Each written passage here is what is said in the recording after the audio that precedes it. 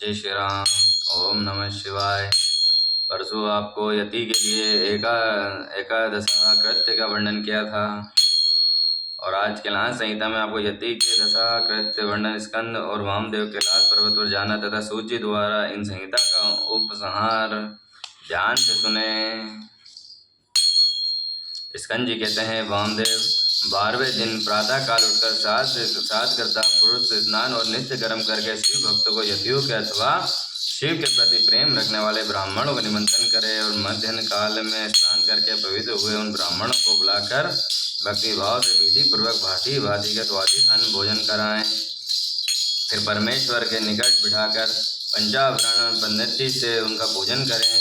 तब पश्चात मौन भाव से प्राणायाम करके देश काल आदि के कीर्तन पूर्वक महान संकल्प की प्रणाली के अनुसार संकल्प करते हुए अश्मदु ग्रोही रही पूंजा कृष्य है, मैं अन्न अपने गुरु की यहाँ पूजा करूँगा, ऐसा कहकर कुशों को स्पर्श करके फिर ब्राह्मणों के पैर धोए और आचमन करके साध करता मौन रहे और भस्म से भूषित उन ब्राह्मणों को पूर्व विमुख आसन पर बिठाएं और सदाशिव आदि के क्रमश उन 8 ब्राह्मणों को बड़े आदर के साथ चिंतन करें अर्थात उन्हें सदाशिव आदि का रूप को माने मुने। अन्य 4 ब्राह्मणों को भी गुरुओं के रूप में चिंतन करें। 4 गुरुओं से ये गुरु परम गुरु परातत्पर गुरु परमेश्वरी गुरु का उनमें उमा सहित महेश्वर की भावना करते हुए चिंतन करें। उन गुरु का नाम लेकर ध्यान करें। उन सब के लिए ईद मासनम ऐसा कहकर पृथक पृथक आसन रखें। आदि में प्रणाम, बीच में द्वितीयांत गुरु तथा अंत में अवाहयामी नमः बोलकर आह्वान करें तथा ओम अमुक नामन गुरुम अवाहयामी नमः, ओम परम गुरुम अवाहयामी नमः, ओम परातत्पर गुरुम अवाहयामी नमः, ओम परमेश्वरी गुरुम अवाहयामी नमः। इस प्रकार आह्वान करके अधोर तक अग्र में रखे हुए जल में पाक आचमन करें और अद्र निवेदन करें। फिर वस्त्र गंध और अक्षर देकर ओम गुरुवे नमः इत्यादि रूप से गुरु तथा ओम सदाशिवाय नमः इत्यादि रूप से 8 नामों के उच्चारण के 8 अन्य ब्राह्मणों को सुगंधित फूलों अलंकृत करें। तब पश्चात धूप दीप देकर कृष्णमेंज सकाल आराधना संपूर्ण मस्त हो, की गई सारी आराधना पूर्ण रूप से सफल हो, ऐसा कहकर खड़ा हो नमस्कार कर इसके बाद केले के पत्तों से पात्र रूप में बिछाकर जल से शुद्ध करें और उन पर अन्न, खीर, पोहा, दाल और साग आदि व्यंजन परोसकर केले के फल, नारियल, गुड़ भी रखें। पात्रों को रखने के लिए आसन भी अलग अलग दें। उन आसनों को क्रमश प्रोक्षण करें, उन्हें यथास्थान रखें।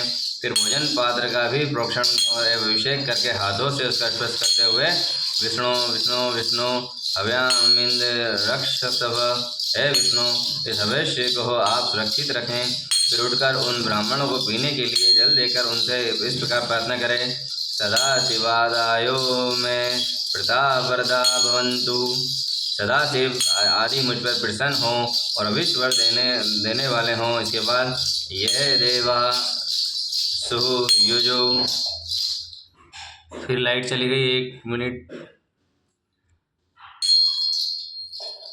सुयजु 17, 13, 14 आदि मंत्रों का उच्चारण करके फिर अक्षर सहित अन्न का त्याग करें। फिर नमस्कार करके उठे और सर्वत्राक्रस्तमस्तु ऐसा कहकर ब्राह्मणों को संतुष्ट करें। गणना तत्व सुयजु 23-19 इस मंत्र का पहले पाठ करके चारों वेदों को मंत्रित करके रुद्राधायक, चमकाधायक, रुद्रसूत्र का तथा सगोत्र जात 5 ब्रह्म मंत्रों का पाठ करें। ब्राह्मण भोजन अंत में यथासंभव मंत्र बोले और अक्षर छोड़े। फिर आचमन आदि जल दे। हाथ पैर मुंह धोने के लिए भी जल अर्पित करें। आचमन के पश्चात सब ब्राह्मणों को सुखपूर्वक आसनों पर बिठाकर शुद्ध जल देने के अंतर मुख शुद्ध के लिए यथोचित कपूर आदि से युक्त तंबूल अर्पित करें। फिर दक्षिणा और चरण पादु का आसन, छाता, व्यजन, चौकी और बांस की छड़ी देकर परिक्रमा का और नमस्कार करने के द्वारा उन ब्राह्मणों को संतुष्ट करें तथा उनके आशीर्वाद उनके आशीर्वाद लें और पुनः प्रणाम करके गुरु ब्राह्मण प्रति अविचल भक्ति के लिए प्रार्थना करें। तब पश्चात विसर्जन की भावना से सदा शिवादाय प्रीता यथा सुख गच्छन्तु सदाशिव आदि संतुष्ट हो सुखपूर्वक यहाँ पधारे हैं, इस प्रकार विदा करके दरवाजे के उनके पीछे जाएं, फिर उन्हें रोककर आगे न जाकर लौट आएं। लौटकर द्वार पर बैठे हुए ब्राह्मण बंधुजनों तीनों और अनाथों पर साथ स्वयं ही भोजन करें। सुखपूर्वक ऐसा करने से उनमें कभी भी विकृति नहीं होती। यह सब सत्य है और बारंबार इस सत्य का इस प्रकार प्रतिवर्ष गुरु की उत्तम आराधना करने वाला शिष्य इस लोक में महान भोगों को भोग करके अंत में शिवलोक को प्राप्त कर लेता है। मुने यह साक्षात भगवान शिव का कहा हुआ उत्तम रहस्य जो वेदांत सिद्धांत निश्चय ही किया गया है।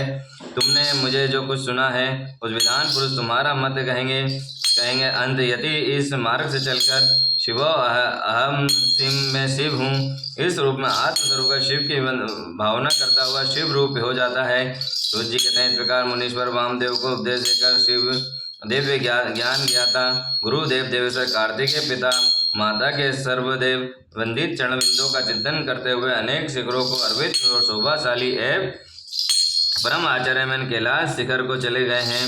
शेष शिष्यों सहित वामदेव भी मयूर वाहन कार्तिकों को प्रणाम करके शीघ्र ही परम अद्भुत कैलाश शिखर पर जा पहुंचे और महादेव जी के निकट उन्होंने उमा सहित महेश्वर के महानाशक मोक्षदायक चरणों का दर्शन किया। फिर भक्ति भाव से अपना सारा अंग भगवान शिव को समर्पित करके वे शरीर शुद्धि भूलकर उनके निकट दंड की भांति गिर पड़े और बारंबार उठकर नमस्कार करने लगे। तब पश्चात उन्होंने भांति भांति के स्तोत्र द्वारा जो वेदों और पुत्र सहित परमेश्वर वेदों और अगमों के रस से पूर्ण थे जगदम्बा और पुत्र सहित परमेश्वर शिव का स्तवन किया। इसके बाद देवी पार्वती और महादेव जी के चरण बिंदों को अपने मस्तक पर रखकर उनका पूर्ण अनुग्रह प्राप्त करके वे वहीं सुखपूर्वक रहने लगे। तुम सभी ऋषि इसी प्रकार प्रणव अर्थभूत महेश्वर का तथा वेदों का गोपनीय रहस्य वेद सर्वस्व और मोक्षदायक तारक मंत्र ओमकार का ज्ञान प्राप्त करके यहीं सुखी रहो तथा विश्वनाथ जी के चरणों में सयुज्य रूपा अनुपम एवं उत्तम मुक्ति का चिंतन किया करो। मैं गुरुदेव की सेवा के लिए बद्रीश्रम तीर्थ को जाऊंगा। तुम्हें फिर मेरे साथ संभाषण का सत्संग का अवसर प्राप्त होगा। बोलो महापति महादेव की ही जय, कालों के काल महाकाल की ही जय, लक्ष्मी नारायण भगवान की ही जय। कैलाश संहिता संपूर्ण। कल आपको वायवी संहिता पूर्व खंड सुनाएंगे। आज कथा अपने परिवार को सुनाएं। जय श्री राम। ओम नमः शिवाय। हर हर महादेव।